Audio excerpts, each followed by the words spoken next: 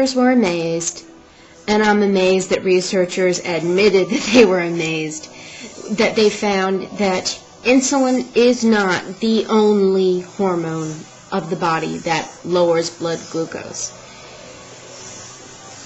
This is like finding the Loch Ness Monster. I mean, many of us with diabetes have known forever that any number of things will lower our blood glucose, but we always think that it's the insulin working in our blood that's doing it. But, you know, there's a handful of other hormones in the body that will do it. Human growth hormone does it. How else are you going to, you know, scuttle all this glucose out of the blood into the cells where it's needed for energy?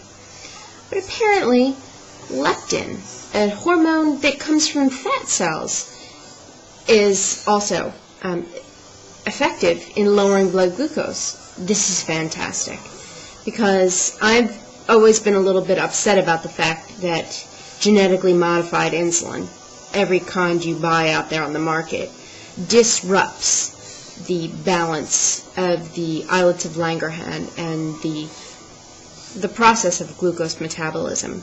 You've got the alpha cells that release the sugar in the blood when the body needs it. There's beta cells that release insulin to scurry that glucose out of the blood back into the cells to normalize it. And then you have the delta cells for balance, right? Delta cells are extraordinarily important because what they do is when the blood glucose is in the perfect range, where the brain is like, we're cool, don't need any more, we're good, it basically just suppresses the appetite, but it also, it doesn't allow you, it just keeps things balanced. It's like the hold button.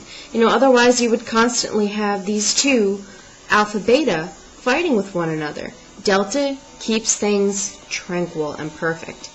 And then there's gamma cells, which more or less listen to the alpha and beta cells depending on whether the blood glucose is dropping or raising.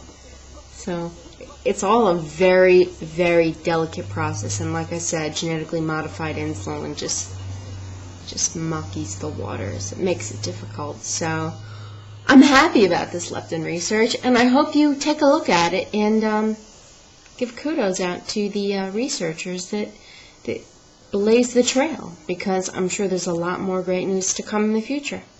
If you want to keep up on the news and more about drugs and Dr. Faustman's research to cure type 1 diabetes, subscribe at alliesvoice.com or just check back on YouTube.